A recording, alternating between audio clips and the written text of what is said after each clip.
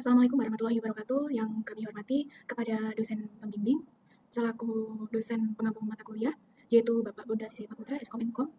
Pada kesempatan kali ini kami akan mempresentasikan mengenai sistem kami dari tim SIPA UNESA akan mendemonstrasikan hasil akhir dari pengembangan sistem informasi pelayanan akademik. Sebelum kita masuk ke dalam sistem, izinkan saya memperkenalkan anggota kelompok kami yang telah berkolaborasi dari awal hingga aplikasi ini berhasil dideploy, yaitu terdiri saya sendiri, Sarah Amalia, dengan NIM akhir 292 selaku Project Manager, kemudian rekan saya Hafian Lintang Arisaki dengan NIM akhir 267, Kevin Zaki Hendra Tama dengan NIM akhir 293, dan terakhir Octavia Rahmawi Jianti dengan NIM akhir 336. Kami semua berbagi peran sebagai SAQA, UX, Programmer, dan juga PM. Oke, jadi di sini saya akan keluar dulu karena saya akan login sebagai admin. Kita keluar.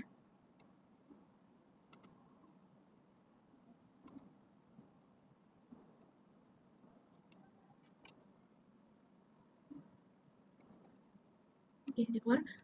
Kita masuk sebagai super admin. Kita masukkan password. Kita masuk.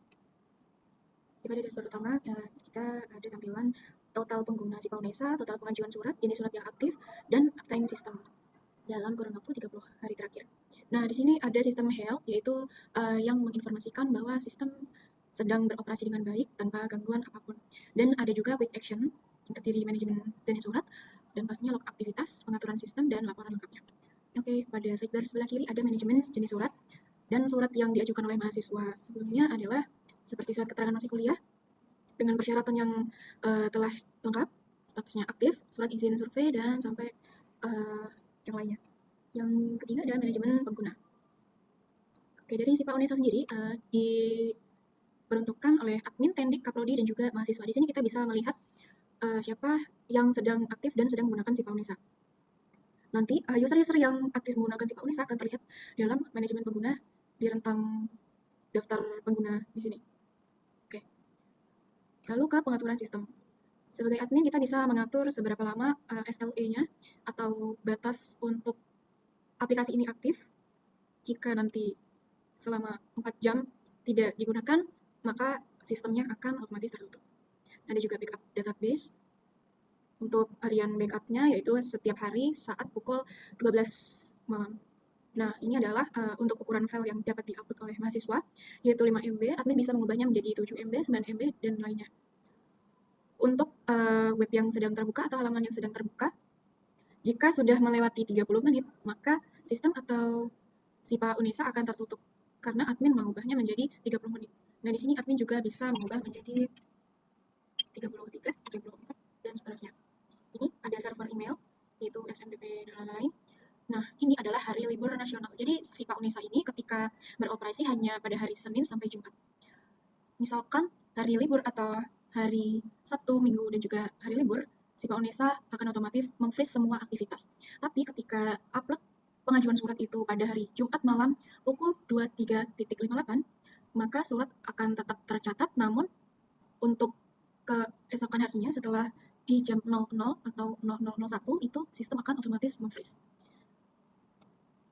Dan ini adalah aktivitas dan juga total bug dan yang gagal dan juga berhasil untuk semua pengajuan surat. Ini ada aktivitas login. Jadi di sini kita bisa melihat siapa yang sedang login atau menggunakan SIPA UNESA. Nah, ini merupakan laporan kinerja SIPA UNESA selama penggunaan.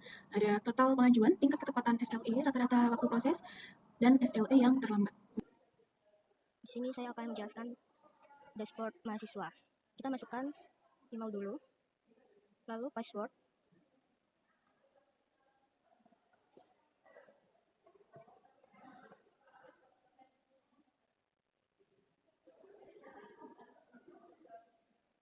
Nah, ini adalah dashboard mahasiswa.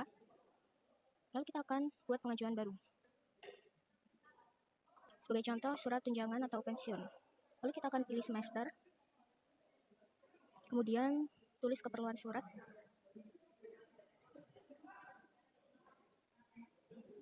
Sebagai contoh ingin pengajuan. Lalu kita akan masukkan file yang mendukung.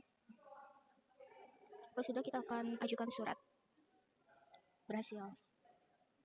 Lalu surat akan diproses oleh tendik.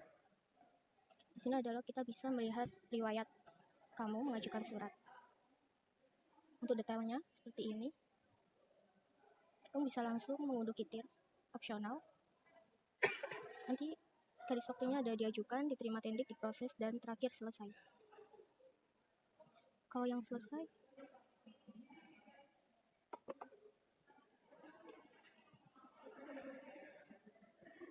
untuk contoh yang selesai seperti ini, kamu bisa mengunduh surat keterangan tersebut.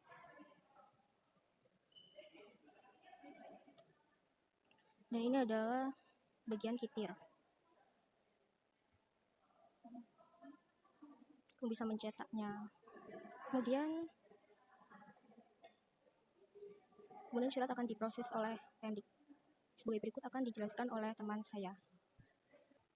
Oke, selanjutnya saya akan mereview atau mendemokan halaman-halaman yang digunakan oleh tendik atau tenaga pendidik. Nah, di sini halaman pertama yang diakses adalah dashboard yang berisikan beberapa data-data penting yang dibaca atau diakses oleh si tendik ini. Dan di sini di bawah ada tabel antrian pengajuan, dan beberapa data ini ditampilkan berdasarkan data pengajuan terakhir yang baru masuk ya. Nah, di sini ada bisa verifikasi dan detail. Oke. Nah, ini ada daftar antriannya, yang dimana di sini ada satu daftar antrian yang baru. Di sini bisa diproses atau diverifikasi. Lalu ada riwayat, ini riwayat beberapa surat pengajuan yang sudah diproses oleh si tendik ini. Di sini ada 4 ya. Lalu ada log aktivitas. Di sini seluruh aktivitas yang dilakukan oleh user yang ada di website ini. Di sini juga bisa membuat pengajuan, membuat jenis baru untuk pengajuannya. Jadi jika siswa ingin membuat pengajuan baru, membuat jenis pengajuan baru, di sini bisa ditambahkan.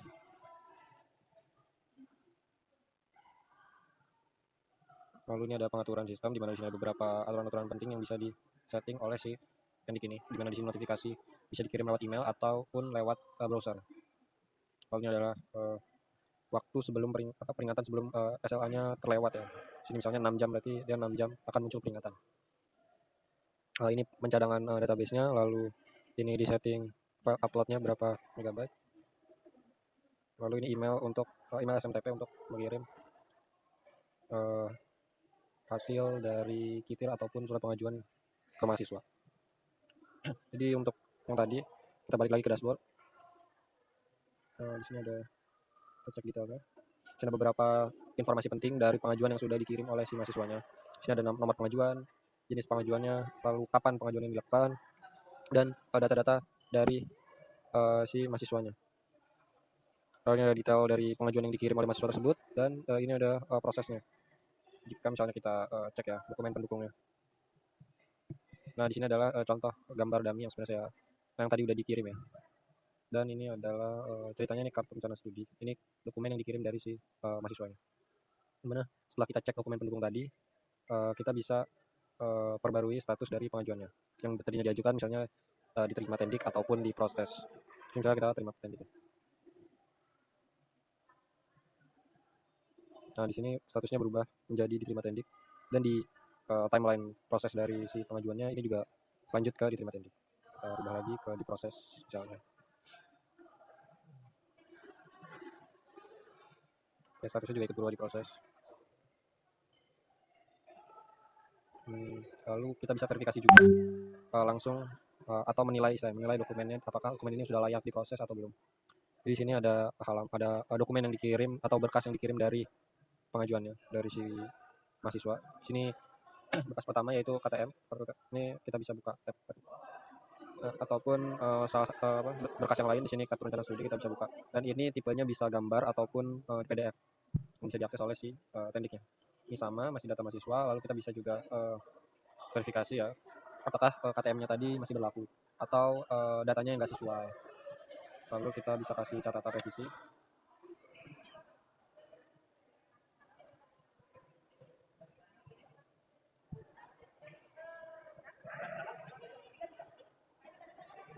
Ini kita harus verifikasi apakah ini salah satunya sudah kita ingin memverifikasi ya. Kalau yang tadi yang belum, berarti kita bisa tolak pengajuannya. Oke, kita cek semua, berarti ini sudah sesuai semua, kita verifikasi.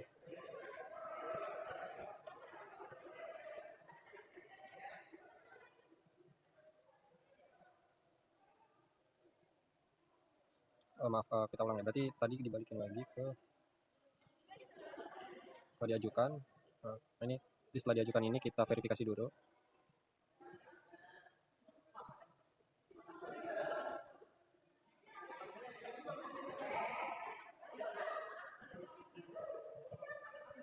Ketika sudah diverifikasi maka dia akan statusnya berubah menjadi diterima tendik. Lalu setelah diterima tendik baru bisa diperbarui status di sini. Jadi gitu. Oke teman-teman, jadi selanjutnya kita akan review dashboard dari Cardroti ya. Kita login terlebih dahulu di sini.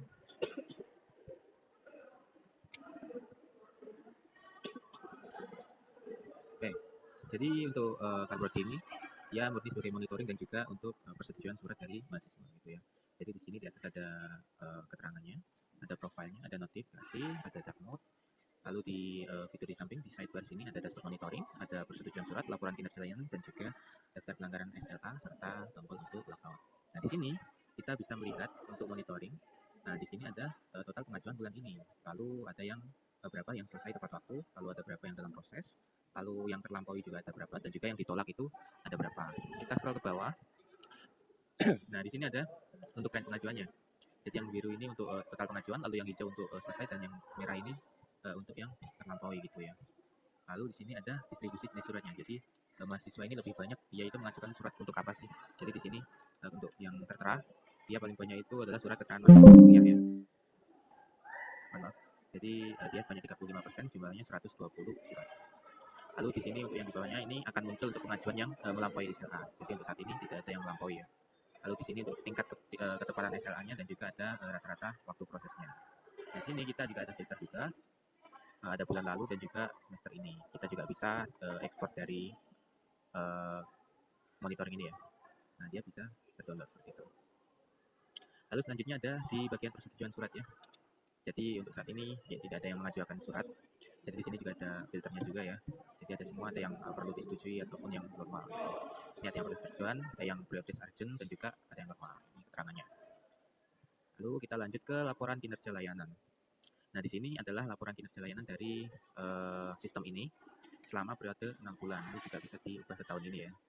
Jadi di sini ada total pengajuannya ada 10, lalu ketepatannya ada 70%, dan rata-rata waktu prosesnya ada juga muncul di sini ya. Lalu yang terlambat ada 3. Di sini juga muncul tren bulanannya, yang hijau untuk tepat waktu, yang kuning terlambat, dan yang biru ini adalah total pengajuannya ya. Bisa dilihat untuk yang terlambat ada 2, yang tepat waktu 2, dan juga totalnya ada 4. Lalu ini untuk distribusi kinerjanya. Yang selesai tepat waktu ada 7%, ada terlambat ada 23%, yang ditolak ada 23%, dan dalam proses ada 46%. Lalu yang bawah ini adalah rata-rata waktu proses per jenis surat. Jadi untuk targetnya yang warna hijau dan waktu aktualnya biru ya, karena di sini ternyata sudah sesuai target, jadi dia hijau gitu ya. Lalu yang bawah juga ada distribusi grafik dari pengajuan per jamnya. Jadi mahasiswa ini paling banyak itu mengajukan jam berapa, di sini bisa dilihat ya. Dan juga ada perbandingan antar prodinya. Di sini untuk yang pengajuan ada dari sistem informasi ada 10 pengajuan seperti itu. Nah ini juga bisa diekspor ya. Lalu untuk daftar pelanggaran di sini pelanggarannya ada 3. Lalu yang terlambat ada 2, dan juga ini yang sebentar lagi terlambat ada 1. Dan ini ada rata-rata keterlambatan yaitu 11,7 hari. Sama juga di sini juga bisa diekspor datanya. Nah ini untuk tren pelanggaran bulanannya dari bulan Mei sampai Juni gitu ya. Ada 2 pelanggaran. Lalu ini juga ada pelanggaran per jenis surat. Ini ada untuk surat beasiswa dan tidak menerima beasiswa. Lalu keterangan kelakuan baik seperti itu. Nah di bawahnya ini adalah daftar pelanggaran yang terjadi gitu ya. Surat mana saja yang belum disetujui oleh si Cardroti ini. Ini juga ada filternya, ada yang critical, ada yang high, dan juga ada yang medium. Ini semuanya udah masukkan semua aja ya. Criticalnya di sini. Nah ini ada, kita bisa lihat detailnya. Jadi untuk pengajuannya coba kita setujui pengajuan.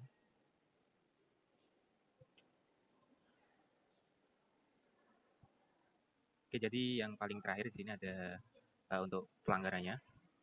Jadi ada 3 ya di sini. Kita bisa lihat detailnya di sini. Nah, siapa namanya, NIM-nya kita bisa lihat di sini. Seperti itu. Sekaligus ini menjadi penutup untuk demo dari aplikasi kami, yaitu Sipa Unesa. Terima kasih atas perhatiannya. Terima kasih. Wassalamualaikum warahmatullahi wabarakatuh.